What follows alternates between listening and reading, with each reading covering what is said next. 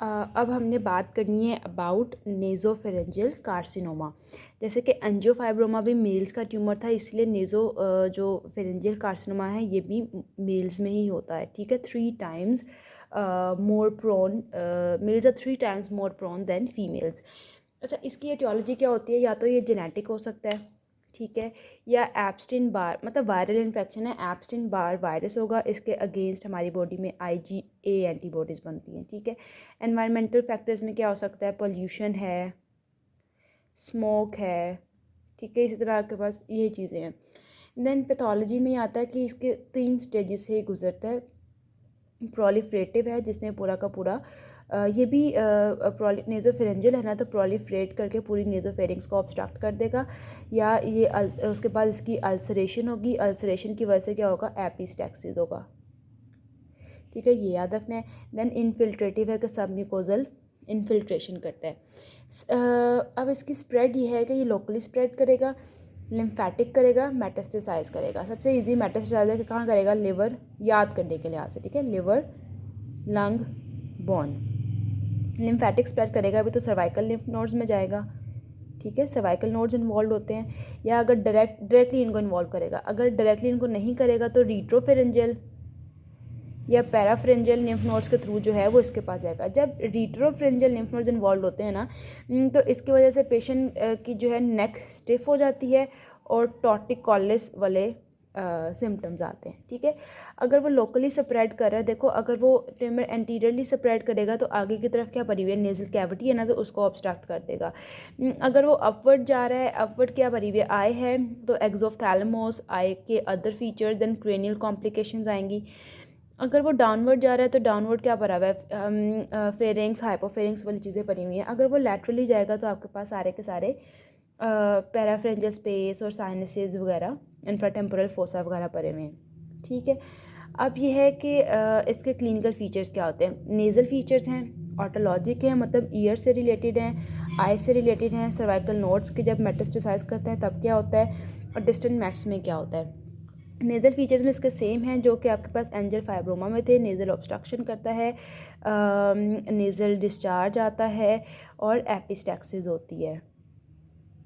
ठीक है, और जैसे वहाँ पे डी नेज़ल स्पीच थी, सेम यही चीज़ है कि यहाँ पे भी डी नेज़ल स्पीच होगी। ऑटोलॉजिक में वहाँ पे भी कंडक्टिव हेयरिंग लॉस थी, यहाँ पे भी कंडक्टिव हेयरिंग लॉस है, यहाँ पे भी ओटाइटिस मीडिया विद इफ्यूजन है। प्लस यहाँ पे 2 चीज़ें एक्स्ट्रा हैं कि पेशेंट को डिजीनेस एंड एक सेकेंड टिनिटस। ठीक है, टिनिटस एंड डिजीनेस होगा। ऑफ्थैल्मो न्यूरोलॉजिक में सबसे पहले देखो उसकी जैसे क्रेनियल नर्व्स इन्वॉल्व हैं तो उन्हीं की वजह से, क्रेनियल नर्व्स की वजह से स्क्वेंट और डिप्लोपिया वगैरह होता है ना। जैसे अगर क्रेनियल नर्व नंबर 6 इन्वॉल्व है तो उसको पेशेंट को स्क्वेंट और डिप्लोपिया होगा। ठीक है, अगर क्रेनियल नर्व नंबर 2, 4, 6 इन्वॉल्व हैं तो ऑफ्थैल्मोप्लेजिक सारे सिम्टम्स आएंगे। और अगर क्रेनियल नर्व नंबर 5 जो कि ट्राइजेमिनल नर्व है तो इसकी वजह से देखो ट्राइजेमिनल ही कॉर्निया की सेंसिटिविटी के लिए है ना, तो एक तो फेशियल पेन होगी, देन आपके पास कॉर्नियल जो रिस्पॉन्सेज हैं, ये कॉर्नियल रिफ्लेक्सेस हैं, वो इसकी वजह से वो कम हो जाएंगे या वो बिल्कुल रिड्यूस हो जाएंगे, कॉर्नियल रिफ्लेक्सेस नहीं आएंगे, ये बता देना आपने। ठीक है, और एक्सोफ्थैलेमोस का भी मैंने आपको बता दिया।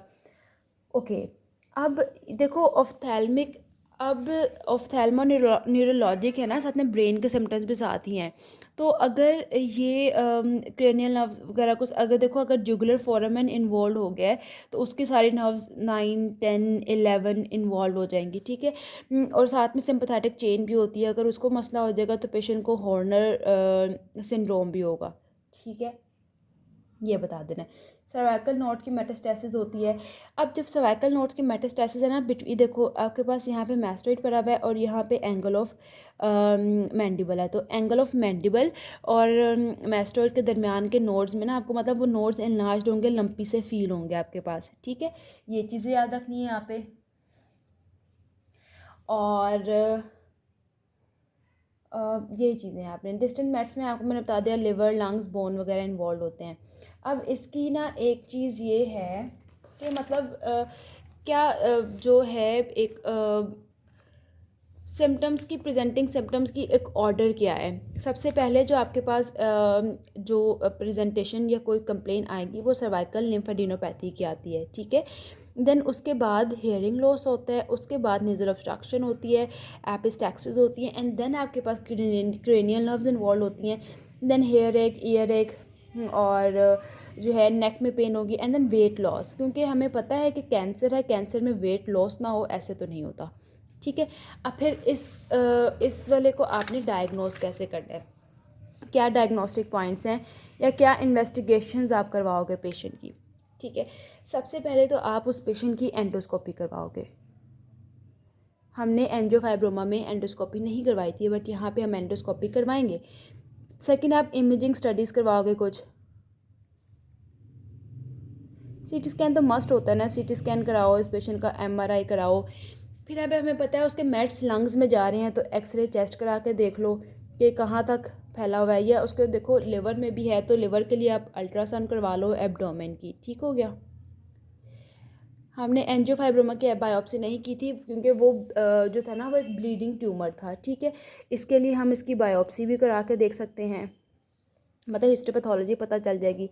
फोर्थ थिंग इज़ कि हम उसका ऑडियोग्राम भी करवा लेंगे, हेयरिंग इम्पेयरमेंट का सारा पता चल जाएगा, ठीक है। अब जो इसका ट्रीटमेंट है ना, treatment of choice is radiotherapy. Intensity modulated radiotherapy, इतनी टेक्निक्स आ गई हैं, उन्हीं को ही आपने यूज़ करके इसको ट्रीट करना होता है, ठीक है। सेकंड ऑप्शन इज़ कीमोथेरेपी, ठीक हो गया। अब इसमें जो हमें पता है हर ट्यूमर की 4 स्टेजेस होती हैं, जो फर्स्ट एंड सेकंड स्टेजेस को खाली रेडियोथेरेपी से ही ट्रीट करते हैं, लेकिन जो थर्ड और फोर्थ है उसको रेडियोथेरेपी के साथ साथ हमें कीमोथेरेपी भी देनी पड़ती है। कीमोथेरेपी में हम क्या देते हैं, सिस्प्लेटिन और उसके साथ 5-FU, ठीक है। इसको कंबाइन करके हम उसकी कीमोथेरेपी कर देते हैं। ये तो हमने ट्रीट कर दिया, लेकिन अगर एक ट्यूमर है जो कि रिकरेंट है, या जब फर्स्ट सर्जरी की थी तो वो सही से रिमूव नहीं हुआ था, ठीक है। इस केस में अगर पहला फीचर ये होता है कि अगर आपके पास नोड्स आ रहे हैं नेक में, जब आपके पास नेक में नोड्स है ना, तो फिर आपने रेडिकल नेक डायसेक्शन करनी होती है। रेडिकल नेक डायसेक्शन में आपने उसके ना क्रेनियल नर्व 11 रिमूव कर देनी है, स्टर्नोक्लीडोमेस्टोइड मसल रिमूव कर देना है, और एक और चीज़ थी इंटरनल जुगुलर वेन। 3 चीज़ें, cranial nerve 11, internal jugular vein and sternocleidomastoid. अगर आपके पास सर्जरी करने के बाद भी नेक में नोड्स बच गए हैं, रेडिकल नेक डायसेक्शन करेंगे, cranial nerve 11, sternocleidomastoid, internal jugular vein remove कर देनी है। सेकेंड थिंग इज़ कि अच्छा ये तो पॉजिटिव नोट्स की बात है ना। अब जो रिकरेंट रह गया ना, अगर रिकरेंट है तो उसके लिए पहली बात आप सर्जरी को जो रेडियोथेरेपी है, इसमें तो सर्जरी हमने की नहीं है ना, जो रेडियोथेरेपी है उसको रिपीट करो, ठीक है। पहला ऑप्शन ये है। Second is brachytherapy. आखिरी में ये है कि उसकी नेज़ोफिरिंजेक्टमी ही कर दो आप,